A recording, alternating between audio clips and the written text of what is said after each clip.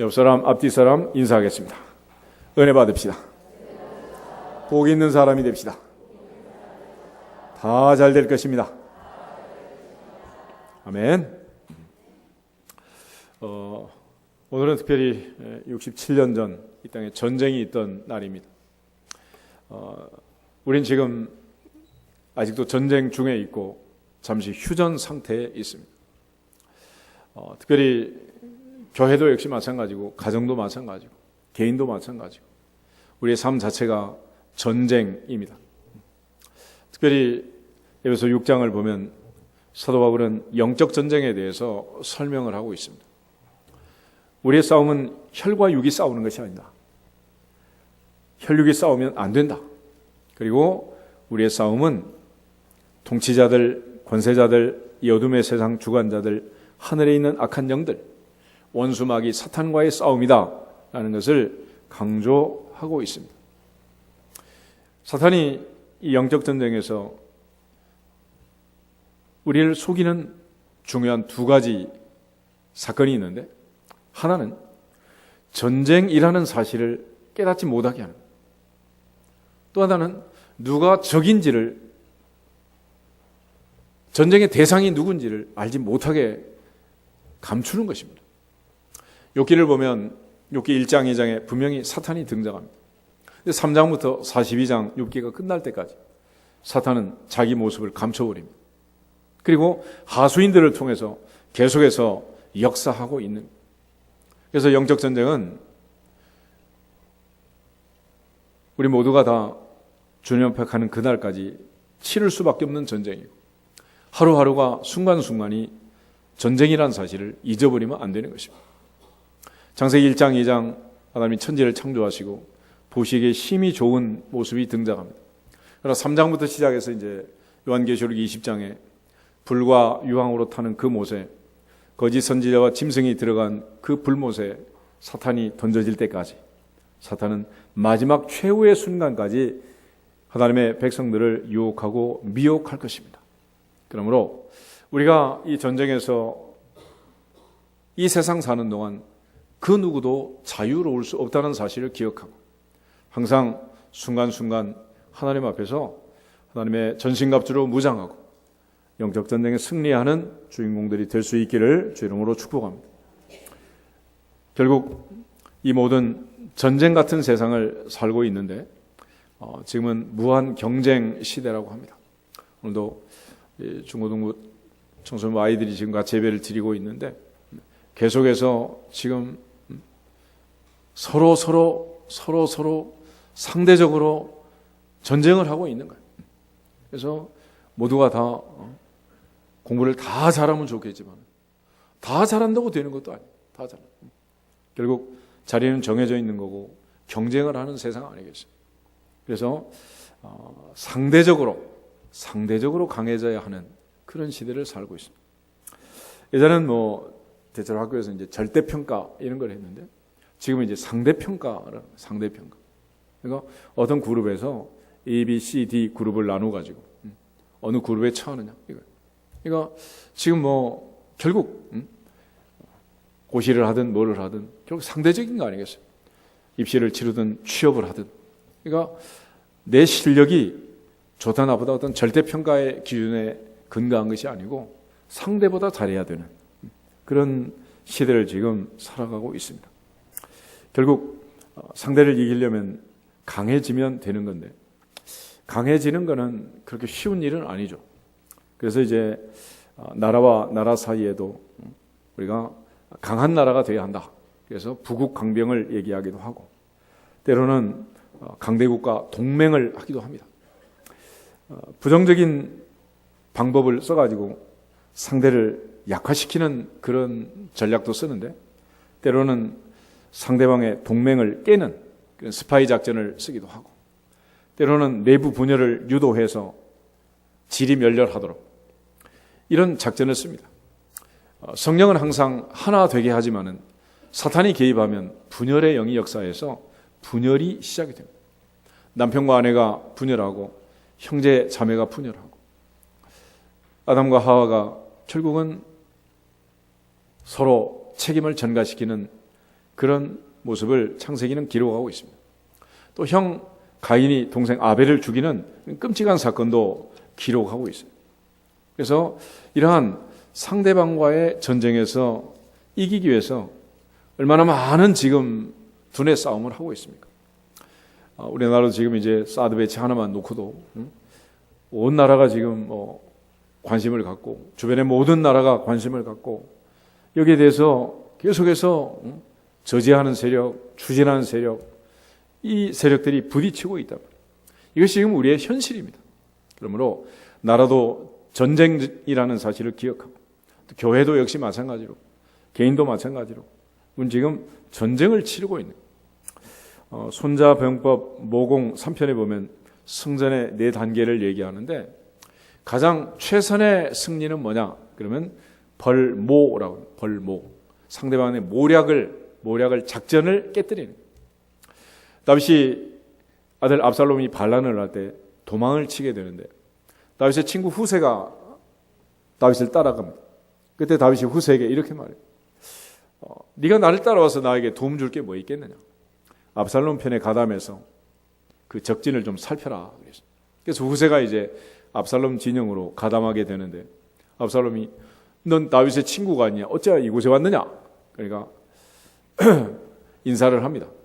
온 나라가 왕에게 돌아왔고 민심이 백성이 다 돌아왔는데 내가 다윗을 따라가 뭐 하겠습니까? 그리고 이제 압살롬 편에 가담해서 그날 밤 작전 회의를 해요. 당시 압살롬 편에는 아히도벨이라는 최고의 전략가가 있었습니다. 그래서 아히도벨이 모든 작전을 지휘했고 그날까지의 승전을 이끈 거예요. 그런데 그날 밤 작전 회의에서 아히도벨이 마지막 이제 선언을 합니다. 오늘 밤이 D-Day다. 마지막 타이밍이다. 오늘 밤을 놓치면 승리할 수 없을지도 모른다. 그러면서 이제 마지막 이제 밀어붙였는데 압살롬이 있다가 후세에게 물어봤어요. 네 의견은 어떠냐? 근데 후세가 이렇게 말합니다. 당신의 아버지 다윗은 어려서부터 전쟁터에서 큰 전사이고 오늘은 지금 안전하게 안가에서 잠을 잘 자고 있을 거다. 만약에 추격을 했다가 이 밤중에 우리 군사들이 피해자가 나오면은 사기에도 문제가 되고 또 모든 군인들에게 소문이 퍼지면 모두가 또 이제 낙심하게 될 텐데 어차피 승리는 확보된 거니까 오늘 밤 여기까지 또 얼마나 많은 수고를 했느냐. 군사들에게 잠시 오늘 밤은 쉴 틈을 주고 내일 날이 밝아서 추격해도 늦지 않을 거다라고 얘기했습니다. 그래서 아히도벨의 안과 후세의 안을 두고 사람들이 나타낸 반응을 보면 다른 날은 아히도벨이 뛰어났지만 오늘 밤은 후세의 안이 더 낫다. 이렇게 결론이 난 거예요. 우리 애들 여기 있지만 애들 공부하는 거 똑같잖아. 내일 중간고사, 기말고사 치면 공부하고 잠자야 돼? 잠자고 나서 공부해야 돼? 네 녀석들이 초저녁에 자고 나서 공부한다 그래. 10시에 깨워달래? 그러면 안 되는 거야. 뭐든지 먼저 할 일을 하고 그 다음에 쉬어야 되는 거지. 이게 바로 조삼모사 아니겠어요? 원숭이들한테 도토리를 아침에 4개 주고 저녁에 3개 주고 이런 패턴을 바꿔서 아침에 3개 주고 저녁에 4개 주겠다 이렇게 말하니까 데모가 났어. 그래서 도저히 방법이 없으니까 좋다 그러면 원위치로 해서 아침에 4개 주고 저녁에 3개 주고 다 박수를 친 거야. 이게 지금 국민연금 아니겠어? 결국은 지금 우리들이 4개 먹고 나중에 손자 손녀 3개 먹어라. 우리 좋은 거지 뭐. 근데 우리 3개 먹고 나중에 대책하자. 그럼 다 반대 아니에요 지금. 모든 작전들이 정책들이 여기에 걸려 있는 거예요. 그러니까 위에 있는 머리를 쓰는 사람들은 항상 당장 눈앞에 비난을 비껴가고 당장 눈앞에 반대를 비껴가고 그걸 이제 도모를 하는 거죠. 그래서 상대방의 모략을, 작전을, 계획을 깨뜨리는 것. 이게 제일 중요한 거 아니겠어요? 그러니까 결국 이제 나라 사이에도 모두 이런 전략적인 정보를, 작전을 다루는 부서들이 있죠. 미국에도 CIA, FBI 다 뭐 하는 기관들이겠어요. 우리나라에 옛날에 뭐 안전계획부, 중정 하는 일들이 다 그런 일 아니겠어요? 근데 그 일들을 하는 그 기관이 하는 일을 우리가 또 통제를 해가지고 못하게 이러면 결국은 뭐 나라가 뭐가 되겠어요? 여하튼 벌모한다는 것, 이것이 가장 상책이다 그랬어요. 상책. 두 번째, 손자는 두 번째 방법을 얘기할 때 그 다음은 상대방의 동맹을 깨는 거다 그랬어요. 동맹. 그러니까 지금 우리 한미동맹 뭐 이런 거 하잖아요. 그죠? 그러니까 미군 철수 왜 가 그러겠어요? 분열을 시켜놔야 뭐 따로따로 해야 힘이 약해지고 그래야 이제 공격할 틈이 생기는 거죠. 그러니까 항상 동맹 관계를 깨뜨리려고 애를 쓰는 겁니다. 이것이 바로 벌교하는 거, 벌교, 펠로우십을 끊는 거죠. 세 번째는 벌병하는 건데 그 다음은 적의 병력을 치는 거예요. 병력. 보통 이제 전쟁터에서 적군과 마주치고 싸우는 싸움. 이게 이제 세 번째 단계이고 마지막 가장 하책은 뭐냐? 성을 공격하는 거예요. 성을. 요즘 IS가 뭐 무차별로 공격해서 세계 문화유산에 들어가는 모든 유적들을 깨뜨리고 있다. 뭐 이런 뉴스가 나오던데. 하여튼 성을 파괴한다는 거. 이건 가장 하책이라. 그러니까 윈윈하고 피 흘리지 않고 무혈혁명하고 승리하는, 부전승하는, 싸우지 않고 이기는 그런 방법은 벌모하든지 벌교하든지. 그죠? 나머지는 이제 그야말로 상처뿐인 영광, 폐허가 되고 잿더미가 되고, 그야말로 우리가 67년 전 6.25 전쟁을 통해서 다 겪은 일 아니겠어요? 하나님의 은혜로 폐허 속에서 이만큼 살게 됐는데 궁극적으로 하나님 앞에서 우리가 강해지려면 뭐가 강해져야 되겠느냐? 눈에 보이는 무기도 많이 쌓고 해야 되겠지만은 다윗이 골리앗을 이긴 것처럼 세상을 이기면 이것이니 너희의 믿음이니라. 믿음이니라. 성도의 힘은 믿음에 있고 나는 전능하사 천지를 만드신 하나님 아버지를 믿습니다. 그 믿음으로 세상을 이겨야지 다른 방법은 안 된다. 그래서 예수님께서도 전쟁을 할 때는 항상 먼저 생각부터 하는 생각부터. 아무 생각 없이 전쟁터에 나가서 싸워서 되겠느냐. 기도원이 처음에 군사를 모았습니다. 32,000명이 모였어요. 하나님 하신 말씀 너무 많다. 그러니까 집에 이르는 사람, 갑자기 불려온 사람, 어디 간지도 모르고 따라온 사람 다 돌아가라. 그랬더니 22,000명이 돌아오고 10,000명이 남았어요. 10,000명. 그런데 하나님께서는 너무 많다. 그래서 겨울가에 가서 물을 먹여라. 그래서 물을 끓고 물을 떠서 마신 사람이 300명. 나머지는 엎어져가지고 물을 먹는 군사가 9,700명. 그래서 하나님께서 300명을 선택해서 미디안의 메뚜기 떼보다 많은 적군을 물리친 승리의 사건이 사사기에 기록되어 있습니다. 그런데 그것도 전부 다 계산을 해보는 계산을 할 때 32,000명 가지고 어떻게 메뚜기보다 더 많은 그런 군사를 이길 수 있겠어요? 그런데 하나님의 계산법은 달랐어요. 눈에 보이는 군사가 문제가 아니라 플러스 알파, 전능하신 하나님이 나와 함께 하시느니라. 하나님이 내 편이시니라. 이걸 계산 못하니까 300명 보고 적군이 달려드는 거죠. 그야말로 미소년 다윗이 돌멩이 들고 오니까 골리앗이 기가 막힌 거야. 그렇지만 다윗의 돌멩이를 다윗이 붙들고 있는 게 아니라 전능하신 하나님이 의로운 오른손으로 붙잡고 계심을 믿습니다. 이걸 계산할 줄 알아야지. 이게 계산 못하면 단순히 눈에 보이는 것들만 가지고 판단하면 끝나는 거예요.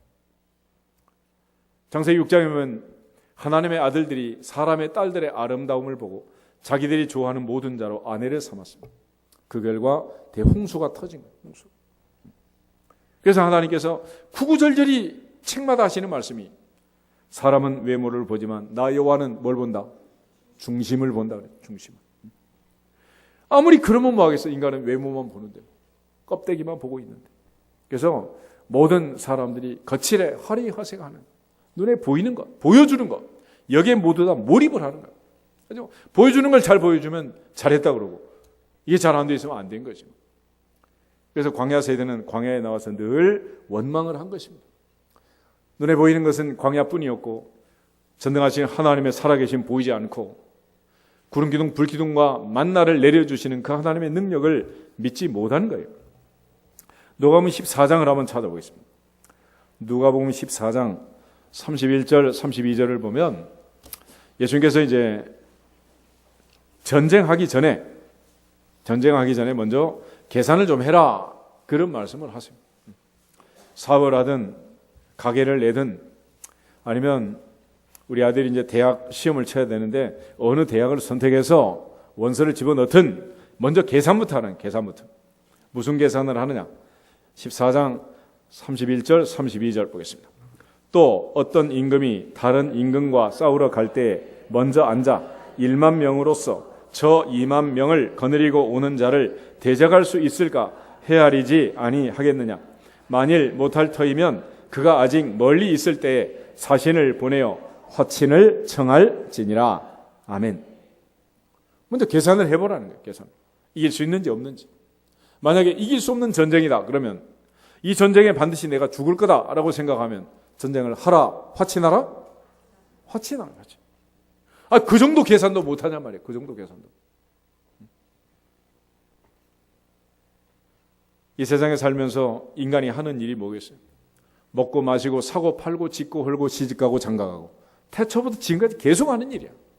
먹고 마시고 사고 팔고 짓고 헐고 시집가고 장가가고. 아무 생각 없이? 생각 좀 하면서 살아요. 생각 좀 하면서. 먹고 마실 때도 아무거나 먹고 아무거나 마시지 말고 생각 좀 하라며, 생각 좀. 하물며 시집가고 장가갈 때 껍데기만 보고 가면 되겠어요, 그게? 짓고 하는데 계산도 없이 그냥 해서 되겠냐고. 우리가 예수님 말씀처럼 항상 지혜로운 사람이 될 것을 요청하는 거예요. 그런데 우리가 이제 이처럼 지혜롭고 계산을 잘해야 될 이유가 뭐냐면 현재는 전시입니다. 전시. 어떤 사람이든 인생이 마치는 그날까지 전쟁을 치르는 거예요. 전쟁. 이 전쟁을 이겨야 천국에 갈 줄로 믿습니다. 경기는 무승부가 있지만 전쟁은 무승부란 게 없어요. 죽느냐 사느냐의 싸움이지 중간 지도는 없는 것입니다. 오늘 한국교회의 모습을 보면 전부 다 다른 교단, 다른 교회가 싸우는 게 아니에요. 같은 교단 내에서, 같은 교회 내에서 그냥 싸우고 있는 거예요. 왜 이런 현상이 벌어지느냐? 그러면 사탄이 쓰는 작전 자체가 적군과 아군을 구별하지 못하게 하는 작전이었습니다. 창세기 3장부터 보면 남편과 아내 아담과 하와 두 사람이 하나님이 창조한 유일한 사람이에요. 내 뼈 중에 뼈요 살 중에 살이라. 돕는 배필로서 남편을 잘 도와라. 이게 하나님이 주신 사명인데 그렇게 만들어진 남편과 아내, 남의 편이요 같은 편이요? 남편은 남편이고 여편은 여편이요? 같은 편이 있어요. 같은 편이. 성령이 하나 되게 하신 것을 힘써 지키라 했는데 성령이 역사하면 하나가 되는데 사탄이 역사하면 분열이 나요. 분열이. 형제가 동거함이 어찌 그리 아름다운고. 근데 사탄이 역사하니까 형 가인이 동생 아벨을 죽인 거예요. 이처럼 사탄의 역사는 분열의 역사입니다. 어떤 사람은 그 한국교회 성장을 얘기할 때 너무 많이 싸워가지고 분열을 많이 해서 교회가 성장한 거다. 말도 안 되는 이런 평가를 하는 사람도 교회 성장학자 중에 있어요. 그런데 그 어떤 경우에도 교회가 싸우고 형제자매가 싸우는 것은 아버지의 뜻이다 아니다. 그건 아버지의 뜻일 수가 없는 거예요. 뜻일 수가 없어요. 1907년에 한국의 장로교회가 처음 동로회로 설립해서 출발합니다. 이게 최초의 장로교회가 이제 조직을 갖추게 된 거예요. 그런데 그 이후로 이제 교단 싸움들이 벌어지게 됐는데 1951년에 고려파가 이제 분립해서 나가게 됩니다. 고신측이라 그러죠. 1953년에 이제 기독교 장로회가 또 이제 분립해서 떨어져 나가고 1959년에 대한예수의 장로회 합동 측, 통합 측이 분리해서 나가는. 그 후에 이제 얼마나 많은 분열이 있었는지 지금 이제 대한예수의 장로회 그리고 괄호하고 합동, 괄호하고 통합 그런데 괄호하고 집어넣는 숫자가 200개, 300개 몇 개인지 몰라. 심지어 뭐 통일교가 만든 대한예수 장로회 이런 것도 있어요. 뒤에다가 딱 붙여가지고 어느 건지도 잘 몰라요. 이런 정도로 기가 막힌 분열사가 지금 진행이 되고 있는데, 교단 이름을 보면 그래요. 우리 교회 앞에 보면 이름이 길죠. 대한예수교 장로회, 목동 만석회 그렇게 되지. 대한예수교 장로회. 다른 쪽에 뭐냐? 대한기독교 장로회 이렇게 돼 있어. 그럼 예수교하고 기독교가 싸우는 거지. 기독이 뭐야? 기독이 그리스도를 한자로 기독이라 그래. 그래서 기독교라는 말은 그리스도교라는 뜻이에요. 그러면 예수는 뭐야? 예수는 예수지 뭐. 누구하고 누가 싸운 거야? 그리스도하고 예수가 싸운 거지 뭐. 그러면 통합하고 합동 싸울 때는 뭐야? 한쪽은 통합하자 그러고 싸우고 한쪽은 합동하자 그러고. 합동과 통합이 뭐가 달라? 합동 뒤집은 통합이고 통합 뒤집은 합동 아니야? 이런 말도 안 되는 싸움을 왜 싸웠느냐? 배후에서 사탄이 역사에서 같은 편을 구별하지 못하고 적군 아군을 구별하지 못하고 지피지기를 못하게 한 거예요. 그래서 정신없이 싸우다 보면 누구하고 싸우고 있는 거예요? 우리끼리 싸워, 우리끼리. 이것이 현재 사탄이 지구상에서 펼치고 있는 작전인 거예요. 그러므로 사도 바울은 오늘 에베소 6장에서 강조하는 게 우리의 싸움의 대상을 먼저 설명을 합니다. 12절에 우리의 씨름은 혈과 육을 상대하는 것이 아니다. 앞으로 사는 평생 혈과 육, 사람과 사람이 싸우면 된다 안 된다? 안 된다. 그 사람 배후에 지금 누가 있어요? 사탄이 있는 거야. 사탄.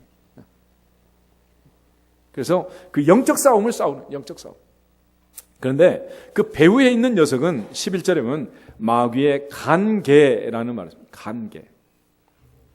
창세기 3장에 보면은 하나님이 만든 피조물 중에 뱀이 가장 간교하더라라는 말을 씁니다.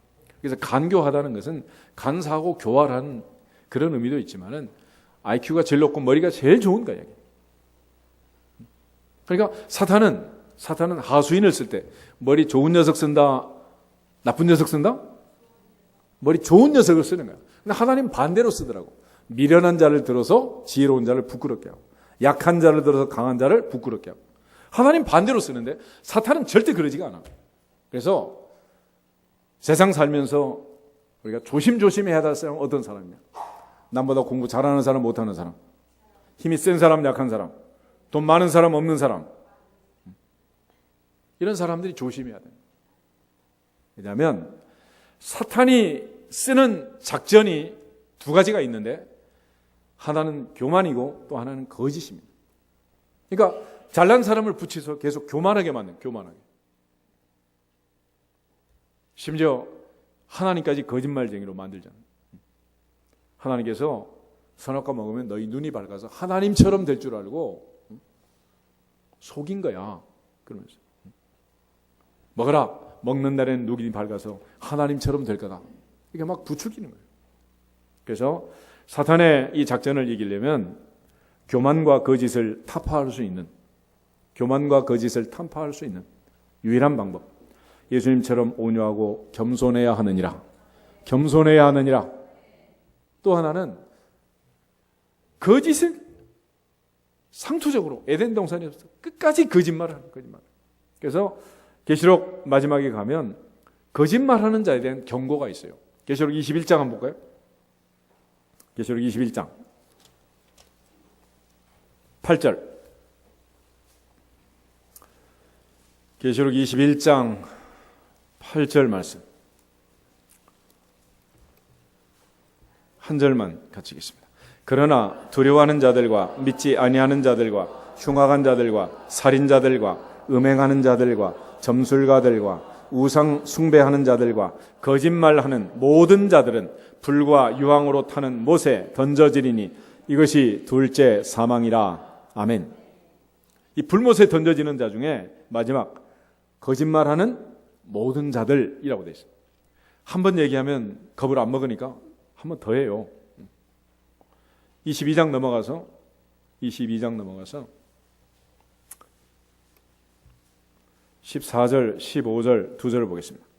자기 두루마기를 빠는 자들은 복이 있으니 이는 그들이 생명나무에 나가며 문들을 통하여 성에 들어갈 권세를 받으려 함이로다. 개들과 점술가들과 음행하는 자들과 살인자들과 우상 숭배자들과 및 거짓말을 좋아하며 지어내는 자는 다 성 밖에 있으리라. 아멘. 그러니까 거짓말을 좋아하는 자, 거짓말을 지어내는 자 다 성 밖에 있다. 그래서 아주 간단한 말로 거짓말하면 뭐요? 천국 못 가는 거야. 안 된다. 그런데 사탄이 쓰는 이 상투적인 작전이 뭐냐? 거짓말을 해서 속이고 유혹하고 또 우리의 교만을 부추겨 가지고 또 유혹하고 넘어뜨리는 거예요. 그러므로 항상 하나님 앞에서 사도 바울처럼 나의 나 된 것은 하나님의 은혜로 된 것이니 내가 모든 사도보다 더 많이 수고했지만 내가 아니요 나와 함께 하신 하나님의 은혜로다. 은혜로다. 은혜로다. 그래서 하나님께서 우리에게 진 은사, 달란트가 있는데 그것들을 통해서 하나님을 잘 섬기고 하나님께 영광을 돌리면 좋지만은 이상하게 인생은 하나님께서 남보다 조금 은사를 주시면 그것 때문에 교만하게 된단 말이에요. 눈에 줄 하나만 덜 그어가지고 쌍꺼풀을 만들어놔도 그냥 안꺼풀을 보고 눈을 부라리잖아요. 이 인생이 이러는 거예요. 인생이. 종아리 하나 조금 가늘게 만들어놓으면 그냥 잘난 척을 하고 말이야. 이 인생이 이런 거예요. 인생이. 그러니 이 인생이 어떻게 되겠냐. 그래서 하나님께서 한 사람 한 사람 살아가는 동안 안전장치를 하시는 거예요. 뭐 하라고? 겸손하라고. 겸손하라고. 교만하지 말고 겸손해서 더욱 큰 은혜 받아서 천국 가라고. 할렐루야. 그래서 내 인생에 고난이 우환과 질고가 없으면 좋겠지만은 그런 것들이 찾아와서 나로 하여금 뭐 하지 못하게? 교만하지 못하게. 큰 소리 치지 못하게. 그렇게 입 다물도록 만드는 거예요. 그게. 만약 그런 일이 없다면 얼마나 이 인생이 펄펄 날아다니면서 난리를 치겠어요. 그래서 이 집이고 저 집이고 다 사탄이 흔들어 대고 있는데 가장 대표적인 네 가지 루트는 욥을 흔들었던 그 루트예요. 거짓과 교만으로 계속 침투하는 루트가 첫째는 뭐냐? 물질. 그래서 이 물질 가지고 무엇을 먹을까 마실까 입을까 이거 가지고 계속해서 태초부터 새말까지 인생을 흔들어요. 그러므로 어느 날 갑자기 전 재산이 없어졌어요. 욥이 하는 말 주신 자도 여호와시고 취하신 자도 여호와시오니 여호와께서 영광을 받으실지로다. 그러므로 하나님은 다 줄 수도 있지만 다 가져갈 수도 있고 주신 분도 취하신 분도 하나님이시니 하나님 손에 있는 일이다 라고 맡겨버리는 거예요. 아들 7 딸 3이 어느 날 갑자기 세상을 떠납니다.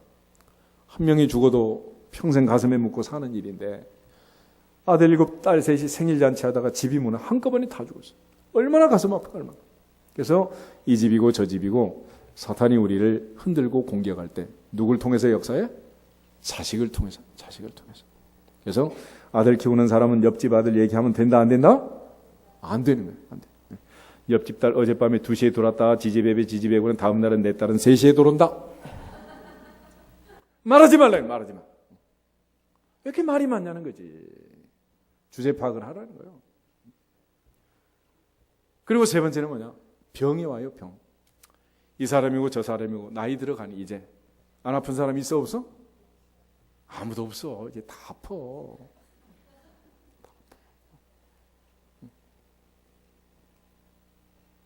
이 과정을 통해서 우리를 또 약하게 만들고 그리고 자꾸 속아 넘어가게 만드는 거예요. 그래서 환갑이 넘어가고 뭐 70, 80이 된 노인들도 이거 하면 좋다 저거 하면 좋다 그래가지고 노인정에서 사기꾼들이 얼마나 막 의료기기고 막 판매하는 거 있잖아요. 왜 그러겠어요? 그 심리를 노리는 거예요. 심리를.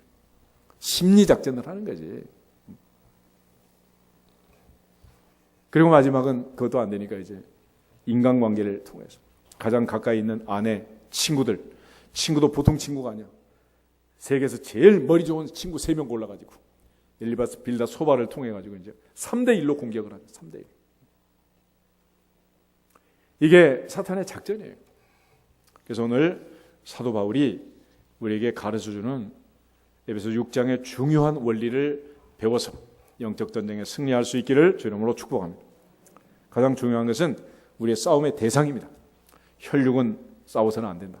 그 뒤에 반드시 원수마귀 사탄이 있다라는 사실을 알고 영적 전쟁을 치를 수 있기를 주 이름으로 축복합니다. 우리 이제 마귀, 사탄, 귀신 여러 가지 용어를 쓰는데 정리하면 이렇습니다. 마귀라는 녀석은 두목이야, 두목. 마귀는 그러니까 두목이니까 단수다, 복수다? 그냥 단수야, 한 명. just one. 근데 귀신들, 이건 쫄개들이야. 무차별로 이제 많은 거지, 귀신들. 그래서 귀신들은 밑에 이제 하수인들이고 마귀, 이건 두목이야. 그를 사탄이라고 해요, 사탄. 사탄이라고 해요, 사탄.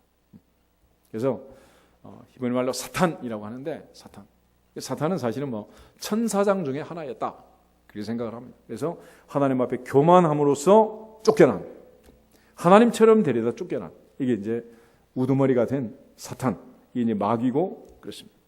계시록 20장 한번 보실까요? 계시록 20장에 보면 그 정체에 대해서 이제 설명하는 부분이 있습니다.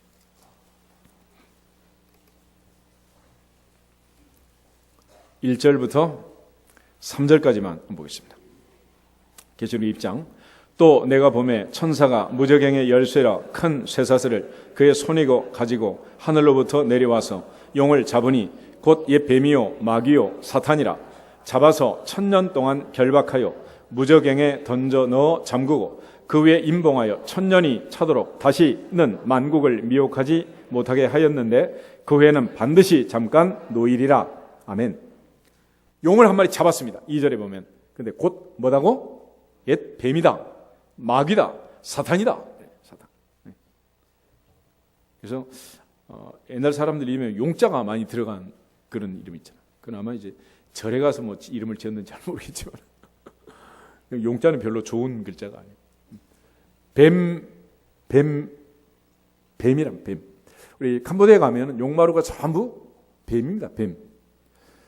글씨 자체도 뱀의 형태를 만들어가지고 글씨 자체가 전부 그냥 뱀이 또아리를 트는 그런 글자들이에요. 그러니까 나라 전체가 이제 그런 음산한 분위기에 휩쓸렸고, 그러니까 애들이 가보면 전부 배 아프고 머리 아프고 전부 이런 눌린 병들, 이런 병이 하여튼 나라 전체를 그냥 어둠의 영들이 휩싸여 있는 거죠. 요한복음 8장 44절 한번 더 보겠습니다. 요한복음 8장 44절에 예수님께서 이 마귀에 대해서 설명한 마귀의 정체를 밝히는 말씀이 있는데, 요한복음 8장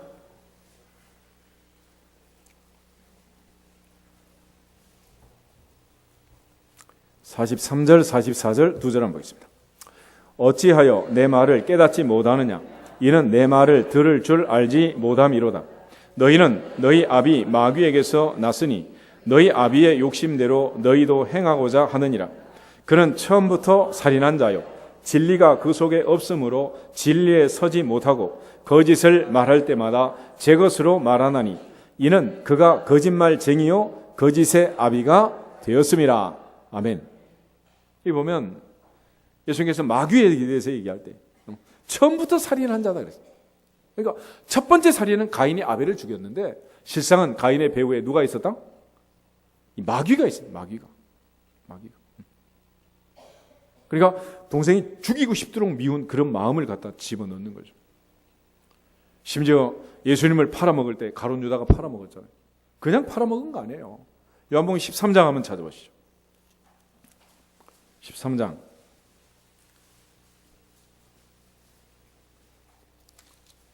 2절 말씀. 2절 말씀.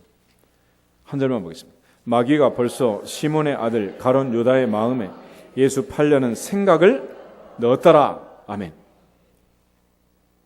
그 생각을 늘 하고 다닌 거야. 생각을 하다 보니까 무슨 일이 벌어졌느냐. 25절부터 30절 한번 보겠습니다. 13장 25절 30절. 그가 예수의 가슴에 그대로 의지하여 말하되 주여 누구니까? 예수께서 대답하시되 내가 떡 한 조각을 적셔다 주는 자가 그니라 하시고 곧 한 조각을 적셔서 가롯 시몬의 아들 유다에게 주시니 조각을 받은 후 곧 사탄이 그 속에 들어간지라. 이에 예수께서 유다에게 이르시되 내가 하는 일을 속히 하라 하시니 이 말씀을 무슨 뜻으로 하셨는지 그 앉은 자 중에 아는 자가 없고 어떤 이들은 유다가 돈꾀를 맡았으므로 명절에 우리가 쓸 물건을 사라 하시는지 혹은 가난한 자들에게 무엇을 주라 하시는 줄로 생각하더라. 유다가 그 조각을 받고 곧 나가니 밤이러라. 아멘. 27절 떡 조각을 예수님께 받자마자 뭐가 들어갔어요? 사탄이 들어갔대요. 사탄. 그러니까 사탄이 들어가기 전에 그 머릿속에 뭐가 들어갔어? 생각. 그래서 생각이 얼마나 중요한지 생각. 올여름에 캄보디아 가야 되겠다 그렇게 생각하는 사람은 지금이라도 표를 끌어오겠지. 이 생각이 얼마나 중요한지. 예배 끝나고 내가 어딜 가야 되겠다 생각하면 결국 가게 되는 거야. 가기 싫다 그럼 평양 감사도 제하기 싫으면 안 하는 거죠. 그래서 하나님께서는 기도하는 사람들에게 모든 지각에 뛰어난 하나님의 평강으로 마음과 생각을 지키시리라. 마음과 생각을 지키시리라. 그러니까 우리가 하나님의 뜻인지 아닌지, 하나님의 위로하심이 있는지 없는지 일이 이루어지기 전에 우리가 체크할 수 있는 방법이 있는데 그런 내 생각을 보면 알 수 있어요. 예배를 드리고 나서 마음이 편안했는지 여전히 불안한지, 하나님이 내게 은혜를 주셔서 내가 몸이 점점 좋아질 걸로 믿고 편안해졌는지 계속 불안한지, 그러니까 마음을 보면 기도원에 가서 이제 기도하고 또 내려와도 마찬가지예요. 마음이 편안해지면은 이제 잘 된다 안 된다? 잘 되는 거예요. 근데 안 되는 사람들 얘기를 들어보면 그것도 참 이상하지. 안 될 줄 알았대. 그러니까 마음이 계속 불안한 거지 뭐. 안 될 수밖에. 그렇잖아요. 그래서 이 사탄의 역사라는 것은 거짓말하는 것, 또 하나 교만을 부추기는 것, 계속 부추기는 것. 가지고 너 없으면 교회가 되겠냐? 안 된다. 그래서 막 부추기는 것. 근데 하나님은 절대로 그렇게 말씀을 안 해요. 너만 없으면 정말 잘 되겠다 임 목사야. 그러면서 나들 하는 얘기야. 여러분 말고. 그러니까 내 생각은 전혀 다른 거예요. 전혀 달라. 사단은 머리 좋은 녀석들만 쓰지만 하나님은 약한 자들을 들고 미련한 자를 들어서 강한 자를 부끄러워, 세상에 없는 것 천한 것들을 들어서 있는 것 부한 것들을 부끄럽게 하시고, 그 하나님의 선택과 은혜 때문에 이 자리에 있는 줄로 믿습니다. 그래서 우리 중에는 문벌 좋은 자, 가문 좋은 자가 많지 않다는 거예요. 그럼에도 불구하고 하나님이 우리를 사랑하셔서 복을 주신 줄로 믿습니다. 그러므로 이제는 영적 전쟁을 한다는 걸 알고, 영적 전쟁은 마귀고 사탄이고 또 무기는 늘 거짓과 교만으로 우리를 공격하기 때문에 우리는 진실해야 하느니라, 겸손해야 하느니라. 진리를 알지니 진리가 너희를 자유케 하리라 하신 말씀처럼 주님을 믿고 주님을 따라가야 돼.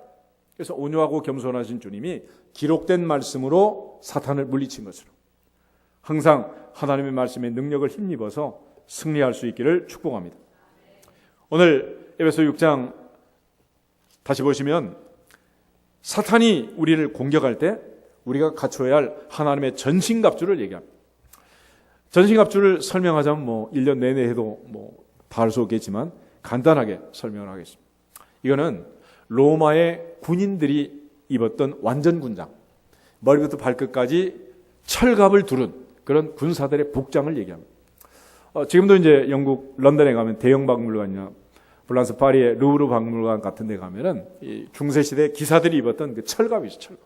말로 눈만 내놓고 머리부터 전체를 감싼 그런 이제 그 철갑이 있는데, 그걸 보면서 바울이 얘기를 하는 거예요. 바울은 에베소서, 빌립보서, 골로새서, 빌레몬서 옥중에서 쓴 편지들인데 감옥을 지키고 있는 로마의 군사들을 보면서 우리도 그리스도 예수의 좋은 군사로서 무장을 해야 되겠다라고 생각하면서 그들이 무장한 부위를 연결시켜서 우리에게 설명을 해주는 거예요.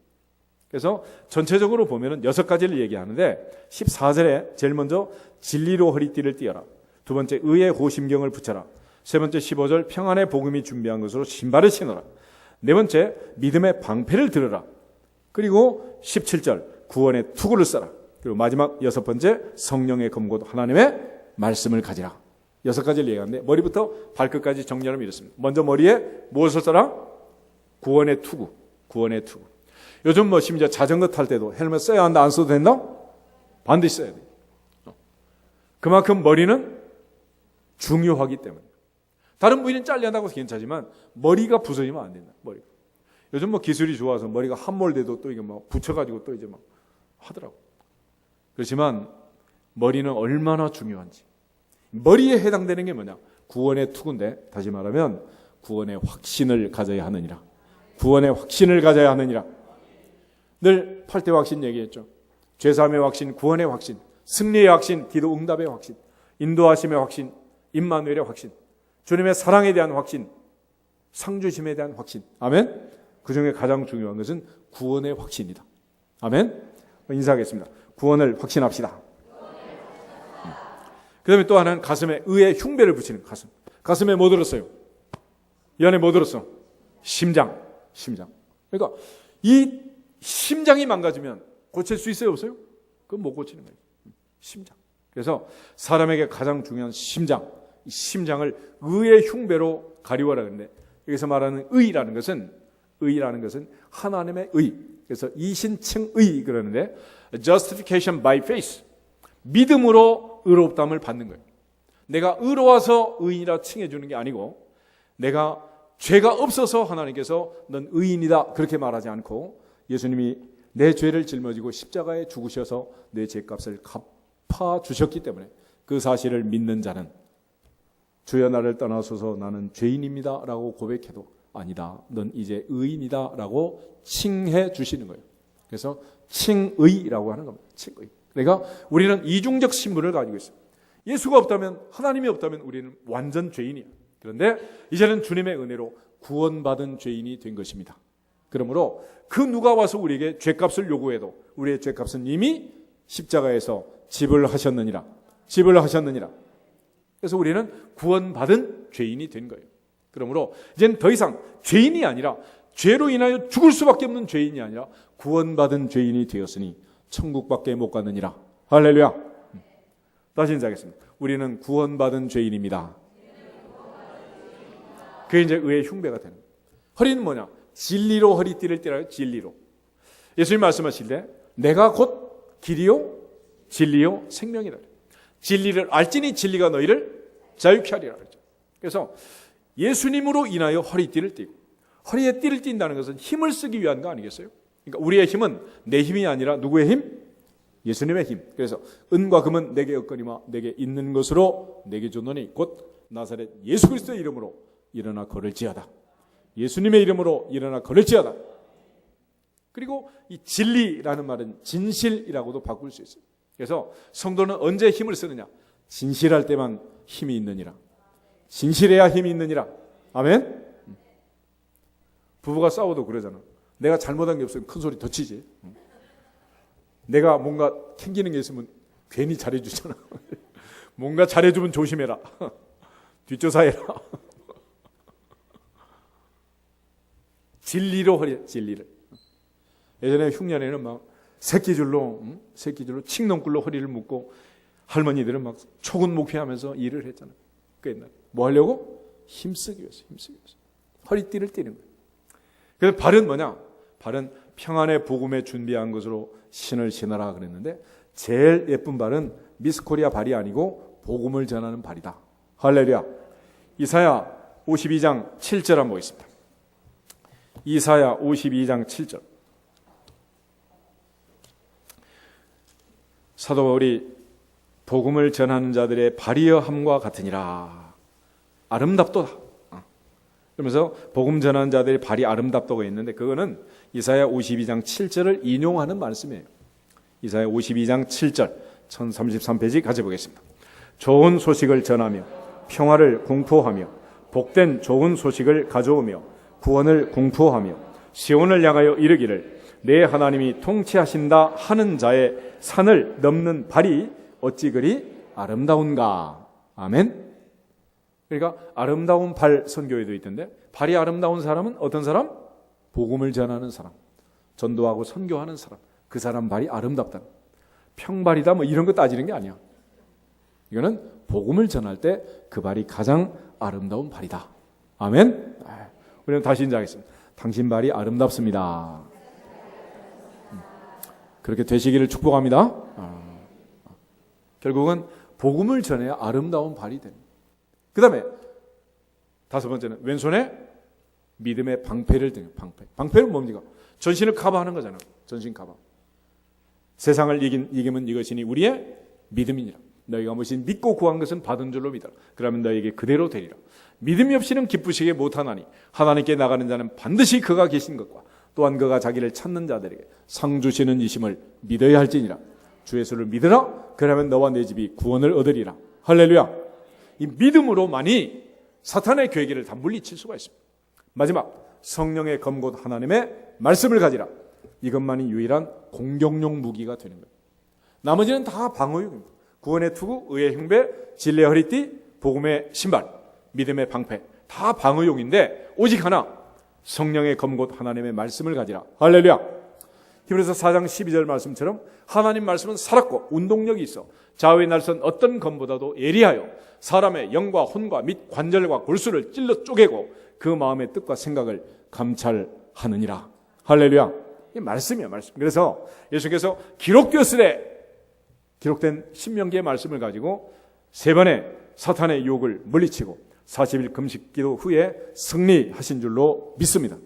그래서 우리가 말씀을 듣고 말씀을 배우고 말씀을 마음에 새기고 또 새겨야 되는 이유가 여기 있는 거예요.